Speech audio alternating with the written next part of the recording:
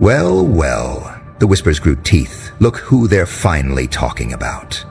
Not with their usual dismissive smirks or their practiced indifference. No, this time it's different. This time their whispers carry weight.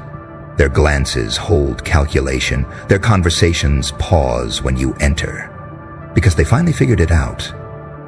They finally understood what they're dealing with. Not just smart, not just clever, not just quick. Dangerously intelligent. The kind of intelligence that doesn't announce itself with degrees or certificates or LinkedIn updates. The kind that sits quietly in the corner, processing, calculating, remembering everything while pretending to notice nothing. And now they're scared. Not the obvious kind of scared where they run or hide or avoid you. No, this is the sophisticated fear of predators who just realize they've been hunting another predator. The kind of fear that makes them check their words twice before speaking, that makes them wonder what you really meant by that smile, that makes them replay conversations, looking for the traps they might have walked into. You see, for years they thought you were just another player in their little games. They thought your silence was weakness, your observation was passivity, your patience was inability to act. They confused your restraint with incompetence, your kindness with naivety, your strategic withdrawal with defeat. Oh, how wrong they were, and oh, how they know it now. It started with small things, didn't it? Little moments where your mask slipped just enough for them to catch a glimpse of the machinery underneath. Maybe it was that one conversation where you casually mentioned something they thought was secret. Maybe it was the way you solved that problem everyone said was impossible. Not with effort, but with elegant simplicity that made them all look foolish. Or maybe it was that look you gave them, you know the one. That fraction of a second where your eyes said everything your mouth never would. Where they saw not anger, not hurt, not confusion, but complete and total understanding. The look that said, I see through you, through your games, through your lies. And I'm choosing to let you continue because watching you think you're winning is amusing. That's when the whisper started. Not the old whispers of who do they think they are, or they're so weird, or they try too hard. No, these new whispers have a different flavor entirely. These whispers sound like be careful around them. And they know more than they let on.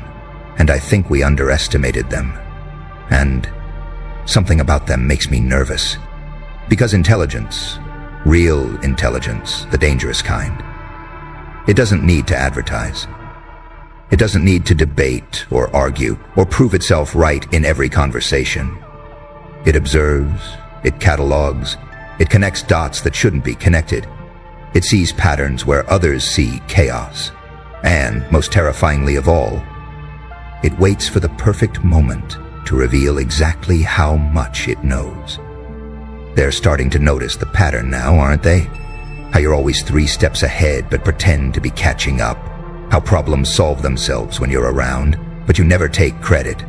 How conversations shift when you speak, not because you dominate them, but because you drop one perfectly placed observation that reframes everything. You don't argue with fools anymore.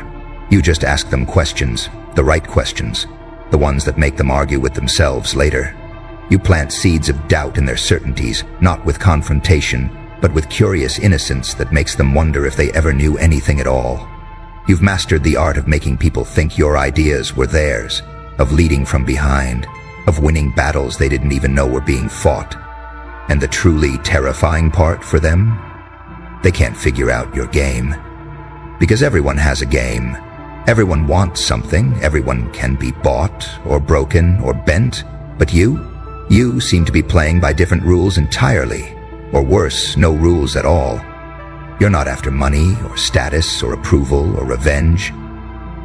You're after something they can't name, can't understand, can't defend against.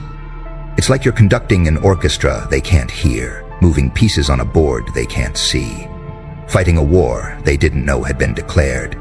And every time they think they've figured out your angle, you reveal another layer, another dimension, another level of complexity that makes them realize they're not even playing the same sport. The gossip about you has evolved, transformed, mutated into something entirely new. Where once they talked about your quirks or your failures or your struggles, now they talk about your mind like it's a weapon they're not sure how to disarm. They've started prefacing stories about you with warnings. Don't try to outsmart them, or they remember everything, or be honest with them. They'll know if you're lying anyway. You've become the person they consult when they need the truth, not because you're kind, but because you're surgical. You cut through narratives and noise with a precision that leaves them breathless and slightly disturbed. You see connections they missed, implications they ignored, consequences they refused to consider. You're the mirror that shows them not who they pretend to be, but who they actually are. And that reputation, that dangerous intelligence they whisper about, it's not built on arrogance or showing off. It's built on results, on being right when everyone said you were wrong, on predicting outcomes that seemed impossible, on navigating complex situations with an ease that makes them wonder what you see that they don't, on solving their problems while making it look like they solved them themselves. They've started to realize that every interaction with you is a chess match where they can't see half the pieces, that every conversation is layered with subtext they might not catch until days later, that your intelligence isn't just about knowing things, it's about understanding systems, patterns, people, motivations, fears, desires, and using that understanding with a precision that feels almost supernatural. But here's what really disturbs them, what really makes them label you as dangerous: your silence. Not the silence of someone who has nothing to say, but the silence of someone who's choosing not to say what they know. The silence that makes them wonder what cards you're holding, what information you've gathered, what plans you're making in that impossibly complex mind of yours. You've learned that intelligence isn't about being the smartest person in the room. It's about being the most strategic. It's about knowing when to reveal your knowledge and when to keep it hidden, when to correct someone and when to let them be wrong, when to show your hand and when to fold despite having a winning combination, just to keep them guessing about what you really know. They've watched you sit through meetings where they know you have the answer, but you wait. You wait until the perfect moment, until someone else is about to make a catastrophic mistake, or until your input will have maximum impact. You don't need to be the first to speak or the loudest voice. You've learned that timing isn't just everything. It's the only thing that separates intelligent people from dangerously intelligent ones. And in that silence, they imagine all sorts of things. They wonder what you're planning, what you're thinking, what you know about them that you're not saying. Your silence has become louder than their noise, more threatening than their threats, more powerful than their power plays. Because silence from someone dangerously intelligent isn't empty. It's full of possibilities they can't predict or prevent. What they're beginning to discover, what truly terrifies them, is that you don't just possess intelligence, you cultivate it.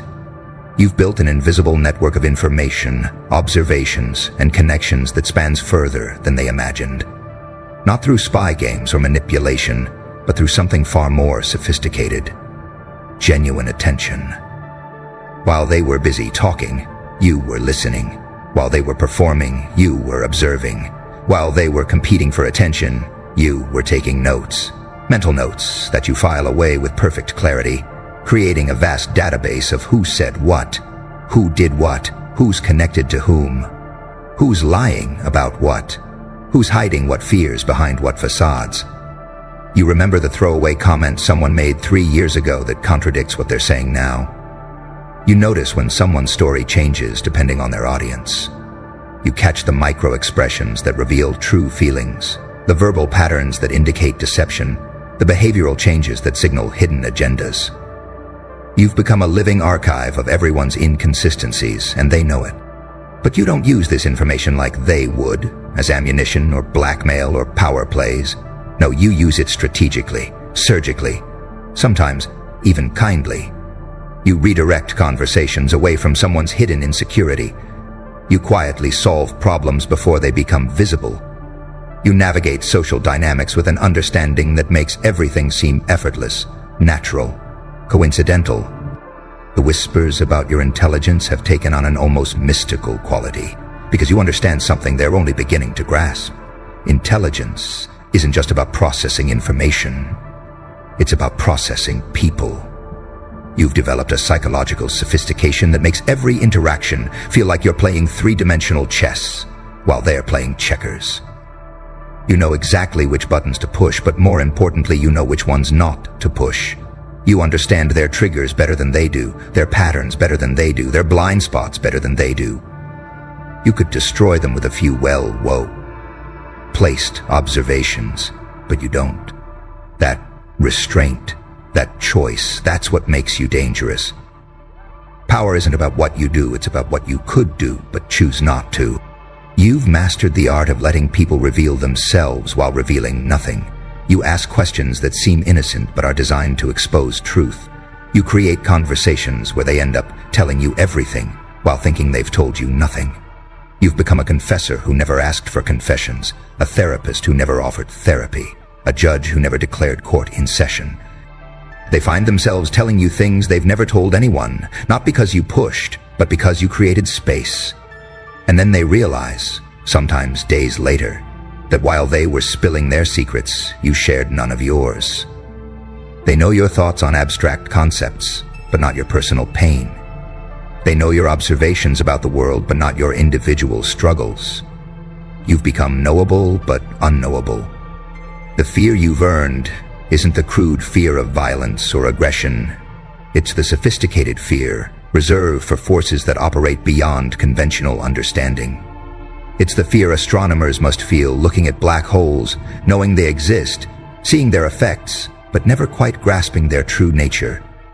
You've become an intellectual event horizon, a point past which their understanding cannot travel. They fear your intelligence because it's not limited to one domain. You're not just book smart or street smart or emotionally intelligent. You're all of it, integrated into something they don't have a word for. You can quote philosophy and catch street cons. You understand quantum physics and human psychology. You navigate corporate politics and creative expression with equal ease. You're not specialized, you're comprehensive. But what really earns their fear is your adaptability. They've watched you walk into situations you know nothing about, and within minutes, you're asking questions that get to the heart of issues experts have been dancing around for years. You learn their languages, literal and figurative, faster than should be possible. You decode their systems, their hierarchies, their unwritten rules, and then you either follow them or break them, but always deliberately, always with full knowledge of the consequences. You've become ungovernable, not through rebellion, but through understanding. You know their rules better than they do, which means you know exactly how and when and why to break them. You've turned their own systems into tools for your own purposes. You use their structures against them, their policies against them, their words against them, all while maintaining perfect plausible deniability. Listen to how the gossip about you has evolved. It used to be, did you hear what they did? Now it's, did you figure out what they meant? It used to be, they're so strange. Now it's, they're so strategic. It used to be, I don't get them. Now it's, I don't think we're supposed to get them. The narrative has shifted from dismissal to caution, from mockery to respect tinged with wariness. They warn new people about you now, but not in the way they used to. Before, it was, they're difficult, or they're intense. Now it's, be careful what you say around them, and don't try to lie to them, and if they ask you a question, there's a reason, even if you won't understand it until later. You've become a force to be navigated carefully, like a sleeping dragon or an armed explosive. The smart ones have started seeking your approval, your input, your alliance. They've realized that having you as an enemy is dangerous, but having you as an unknown is even worse. They want to know where they stand with you, what you think of them, whether you're paying attention to them. Your attention has become currency. Your approval has become armor. Your alliance has become power. But even those who court you do so carefully, understanding that you see through flattery, that you're immune to manipulation, that you value authenticity over everything else. They've learned that the only way to deal with someone of dangerous intelligence is with careful truth, because you'll spot lies faster than they can craft them. What makes you truly dangerous is that you don't follow patterns. Just when they think they've figured out your methodology, you change it. Just when they believe they understand your motivations, you reveal new dimensions. Just when they feel safe in their assumptions about you, you shatter them with a move they never saw coming. You're not unpredictable in a chaotic way. You're unpredictable in an intelligent way, which is infinitely more terrifying. You've learned to weaponize their expectations against them. You know what they expect from someone intelligent: arrogance, condescension, constant correction, and you give them none of it. You're humble when they expect pride, silent when they expect speeches, kind when they expect cruelty. This reversal of expectations keeps them perpetually off balance, always guessing, never quite sure what game you're playing. But occasionally, just often enough to maintain the fear, you show them a glimpse of what you're capable of. A devastating observation delivered with a smile. A problem solved with such elegance it makes their struggles look manufactured. A prediction that comes true with such accuracy it feels like prophecy. These moments, scattered and strategic, serve as reminders that your restraint is choice, not limitation. You've turned intelligence into an art form where the masterpiece is never quite visible, only its effects. People know you've done something. They can feel the shift, see the results, but they can't quite trace it back to you.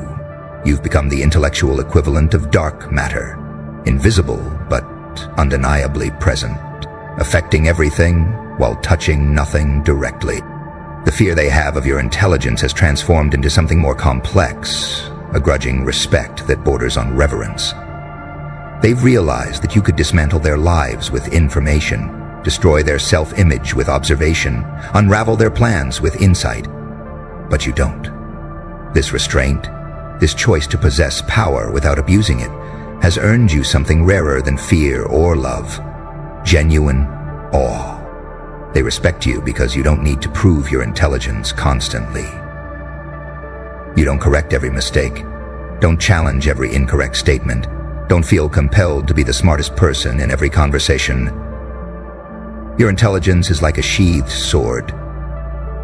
Everyone knows it's there. Everyone knows it's sharp, but you only draw it when absolutely necessary. This has created a mythology around you, stories of times when you've revealed what you knew, solved what couldn't be solved, understood what wasn't explained. These stories get told and retold, growing with each telling. But here's the thing: the truth is usually more impressive than the exaggerations. Because real intelligence, the dangerous kind, doesn't need embellishment. They've started coming to you with their real problems now, the complex ones, the ones that require not just intelligence but wisdom. They've realized that your dangerous intelligence isn't just computational, it's philosophical. You don't just solve problems, you dissolve them. You don't just find answers, you reframe questions. You don't just think, you think about thinking. And that metacognitive ability is what truly sets you apart. But with this dangerous intelligence comes an isolation they don't see. You understand them better than they understand themselves, but who understands you? You see through their games, but who sees through yours? You solve their problems, but who solves yours? The gossip about your dangerous intelligence never mentions the weight of carrying that mind, the exhaustion of seeing everything, understanding everything, processing everything. They don't realize that your intelligence isn't a gift, it's a responsibility you never asked for. Every interaction requires calculation, not out of manipulation, but out of necessity. You have to dial yourself down, translate your thoughts into digestible pieces. Pretend not to see what you see, pretend not to know what you know. You live in a constant state of translation, dumbing down not out of condescension, but out of kindness.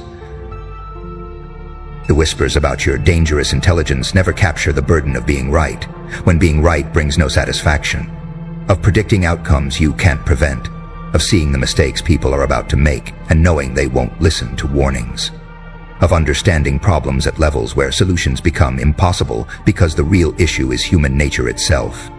And that's the one thing intelligence can't fix. You've become dangerous not because you wanted to be, but because intelligence at your level doesn't leave other options.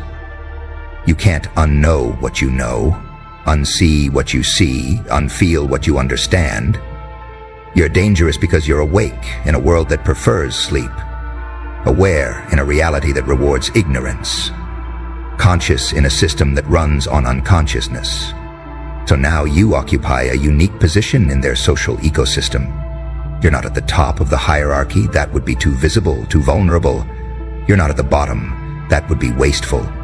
You exist in a space they don't have a name for, adjacent to power but not subject to it, influential without authority, essential without dependency. They've learned they can't control you through conventional means. Money doesn't motivate you beyond necessity. Status doesn't interest you beyond utility. Emotional manipulation fails because you see it coming from miles away. Threats don't work because you've already calculated 17 ways to neutralize them. You've become socially untouchable, not through power but through intelligence that makes power irrelevant.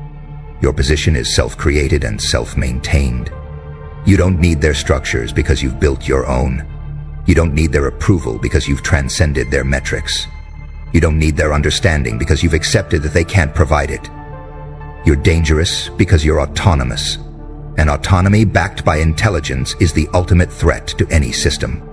They include you when they need you and distance themselves when they fear you, but they always watch you. Because they know that someone with your level of intelligence doesn't just exist in the world, you reshape it by existing. Your presence alone changes calculations, alters plans, shifts dynamics. You're a living variable that makes all their equations uncertain. The whispers about your dangerous intelligence are really whispers about potential. They're not just talking about what you've done, but what you could do. They see you operating at perhaps 20% of your capacity, and it terrifies them to imagine what full deployment would look like. They know you're holding back, and they don't know why, and that unknowing keeps them awake at night. They fear the moment you decide to stop playing nice, the moment you stop pretending their rules matter, the moment you stop containing yourself for their comfort. They've seen glimpses of what happens when you're pushed too far. When someone mistakes your kindness for weakness, your patience for passivity. Those moments, brief but devastating, have become legend. But what they fear most is that you're planning something they can't see. That all this observation, all this understanding, all this strategic positioning is building towards something. They don't know what, and that's what makes their fear so acute. You're not predictably ambitious or obviously vengeful. Your intelligence seems to be serving some purpose they can't identify, and that makes you the most dangerous kind of person. One with unclear motives and unlimited capability. The gossip reflects this fear of the unknown. They talk about you like you're a natural phenomenon they don't understand. Fascinating but potentially destructive. They approach you with the caution reserved for things that could either elevate or annihilate them. You've become mythological in their minds, a figure whose intelligence transcends normal human limitations.